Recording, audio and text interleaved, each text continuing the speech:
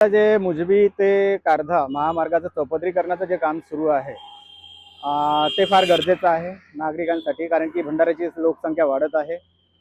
पण त्यामध्ये जी वृक्ष कटाई होत आहे, जे वृक्ष ऑलरेडी भंडारा शहरामध्ये आहेत किंवा हायवेला लगत आहेत, त्यांची जी वृक्ष कटाई होत आहे तो एक गंभीर मुद्दा आहे. आणि त्या मुद्द्यावरती शासन आणि प्रशासन तसंच जी कंपनी काम करते आहे त्यांनी गांभीर्याने त्याच्याकडे बघावे. आणि जेवढी वृक्ष कटाई होत आहे त्याच्या किमान 5 पट तरी वृक्ष त्यांनी इथे लावायला पाहिजे.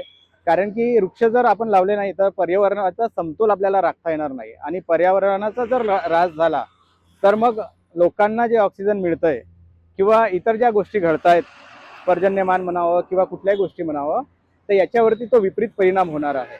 म्हणून शासनाला आणि कंपनीला माझं असं सांगणं आहे किंवा आमची अशी मागणी आहे की तुम्ही वृक्ष लावण्यासाठी तुमच्याकडे काय प्लॅन आहे तो प्लॅन जनतेसमोर ठेवा. आणि जर तुम्हाला गरज वाटत असेल तर तुम्ही आमची पण मदत घ्या, आम्ही तुम्हाला मदत करू वृक्ष लावण्यासाठी. आणि त्याचं संगोपन कसं करता येईल याच्यावरती सुद्धा एक प्लॅन द्या, जेणेकरून आपण भंडारा शहराला परत हिरवगार करू, ग्रीनरी इथे वाढेल आणि लोकांना तो गारवा जो आधी मिळायचा तो गारवा आजही उद्या सुद्धा मिळेल.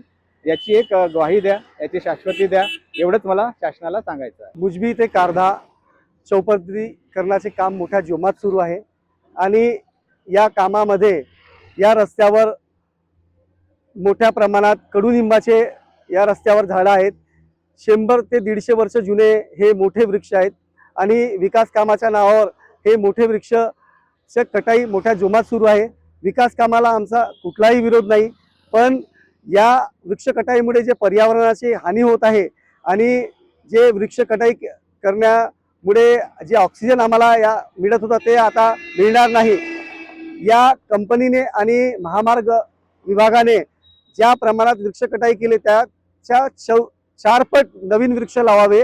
आणि नुसतं वृक्ष लावून होणार नाही, त्याची संगोपनाची जबाबदारी सुद्धा कंपनी आणि महामार्ग विभागाने घ्यावे आणि मोठे वृक्ष लावावे, 10 ते 15 फूट उंचीचे मोठे वृक्ष लावावे. आणि जर कंपनी या कामात जर कामचुकारपणा करत असेल, महामार्ग विभाग कामचुकारपणा करत असेल तर आम्ही त्यांना बाध्य करू. आणि तरी पण ते कुठेतरी कमी पडत असतील तर आम्ही त्यांच्या विरुद्ध जन आंदोलन पुकारण्यास सुद्धा कमी पडणार नाही.